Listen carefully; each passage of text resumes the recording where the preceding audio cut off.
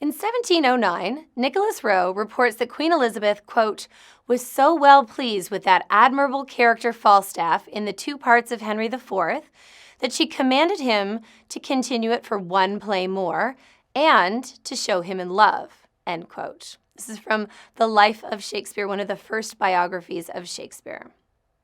And so, the story goes, Shakespeare wrote The Merry Wives of Windsor at her royal behest between 1600 and 1601 as a spin-off from the wildly popular Henriade series. Falstaff, hailed as one of Shakespeare's greatest comedic characters, partied his way through Cheapside with Prince Hal and a naughty band of ne'er-do-wells for the better part of Henry IV Part I and Part II. In Henry V, which was written and performed around the same time as Merry Wives of Windsor, we learn that Prince Hal has discarded his old friend when he becomes king, and this act of betrayal was too much for the old knight to bear. Falstaff, according to Mistress Quickly, dies of a broken heart. There is some speculation that Shakespeare, bending to royal pressure or capitulating to public appetite, gave his beloved character one final hurrah in Windsor. Although many of the claims in Rowe's biography of Shakespeare have been discredited, for example, he recounts how Shakespeare flees to London after being convicted of deer stealing in Warwickshire, some of his observations continue to capture the imagination of scholars and actors alike. He famously suggests that Shakespeare performed on stage as the ghost in his own Hamlet. While there is no evidence to corroborate the apocryphal story of Elizabeth's intervention, this tantalizing tidbit does help contextualize one of Shakespeare's most unusual comedies.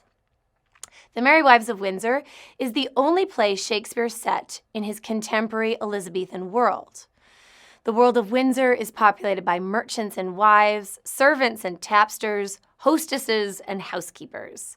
But it is also a world where members of the nobility mix with members of the rural middle class, and where a Welsh parson, a French physician, and an English judge can frequent the same drinking establishment. This middle-class community, with its contemporary, domestic, and non-aristocratic feel, operates in the shadows of Windsor Castle, a crucial royal residence that Elizabeth spent much of her reign renovating and restoring. Although these conditions make Windsor a place like no other, the setting also has a quality of small towns everywhere, filled with big personalities and real problems, of competing rural concerns and cosmopolitan influences, and animated by the pride and resilience of provincial townships. And yet, there is a sense about the world of Windsor that is not quite contemporary. In The Merry Wives of Windsor, Shakespeare gestures towards a not-so-distant past, with oblique references to Falstaff as a 15th century knight named Oldcastle, relies on a 40-year-old source text called Il Pacchiarone, and deploys medieval farce and fabliau genres to drive the action of this play. The fabliau was a popular genre in late medieval England, mastered by Chaucer in his comically subversive The Miller's Tale. Fabliau stories are set in the present, in familiar contemporary places with characters of the middling sort. The plots are driven by realistically motivated tricks and ruses, executed masterfully by those who are usually marginalized or scorned by society, like penniless students who triumph over prosperous merchants. Beautiful young wives trick jealous old husbands, and members of the nobility and clergy are almost always targets of mocking, subversive laughter. Shakespeare imports the logic of the fabliau justice into his near-contemporary world in order to expose male predators and rehabilitate jealous husbands through communal laughter. The Merry Wives of Windsor is a play about men behaving badly and extraordinary women working within their parameters in order to execute fabliau justice. Now, the poster child for men behaving badly is, of course, Falstaff. As a member of the nobility, Falstaff shows none of the gentility or refinement of his social class. He plans to thrive financially by wooing Mistress Page and Mistress Ford simultaneously, which is a far cry from the courtly love of the knightly classes. Falstaff's lecherous overtures are fueled by his conviction that these married women should be grateful for his advances, imagining female leers of invitation and their greedy intention to use him for sexual purposes. The implausibility of Falstaff's plan generates laughter because of the incongruity between his fantasies and the reality of an overweight, self-indulgent, body-old man. However, his sense of entitlement and unsolicited advances also has a menacing edge, especially when we are viewing it through the lens of the Me Too and Time's Up movements of our contemporary context.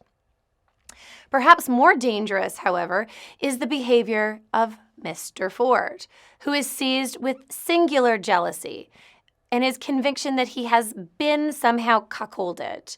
Ford's plan to catch his wife in a terrible, exposed position is a recurring trope in Shakespeare's plays. We see it in Othello, Posthumus in Cymbeline, Leontes in The Winter's Tale, and Claudio in Much Ado About Nothing. All of these men are obsessed with female inconstancy, and it almost always ends in tragedy. Underneath the surface of the hilarity and banter of Merry Wives of Windsor lies real danger and real risk. Mistress Page and Mistress Ford must navigate tricky terrains to restore their honor and teach these men a valuable lesson about respecting women. Comeuppance comes in various forms.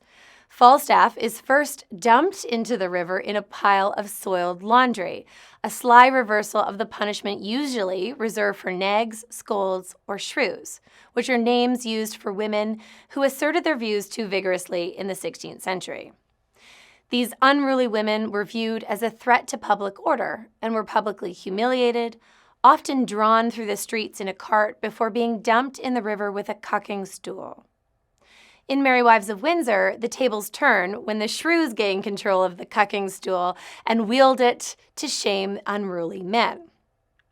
Undaunted, Falstaff's second punishment occurs when he is forced to cross-dress as the Witch of Brentford to escape detection, but is then beaten by Ford for being a, quote, witch, a queen, an old cousining queen. In his third and final reckoning, Falstaff wanders through the forest wearing a pair of antlers, only to be publicly humiliated and harassed by children dressed as fairies. Now, Ford does not escape unscathed. His jealousy makes him a laughingstock, and he eventually regrets distrusting his wife. Within this small town, we witness a community that heals itself through fablio justice, with no recourse for restitution via regular channels, so the law, the church, because upstanding men who are representing these institutions are part of the problem in this play rather than the source for solutions. It forces these mischievous, savvy, and creative women to win the day through their own native cunning. In the end, everybody learns a lesson, and nobody emerges from this play without being transformed. The heroines of this play are complex and indomitable.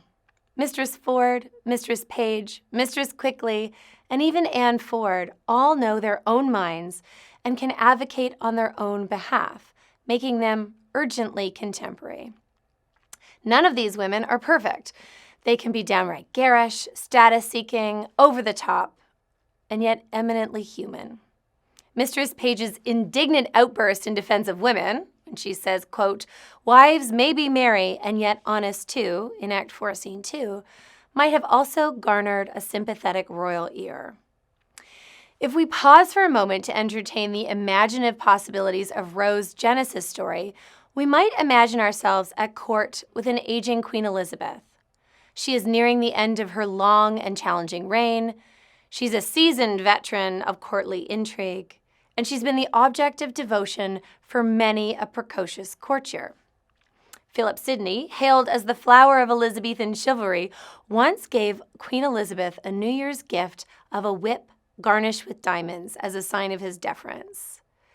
If the relentless wooing and hyperbolic obsequiousness wasn't enough to endure, her detractors, especially on the continent, constantly questioned the Virgin Queen's chastity. A play about female comeuppance in a world of boys behaving badly is the perfect recipe for a girls' night out, both at Elizabeth's court and in our own contemporary context.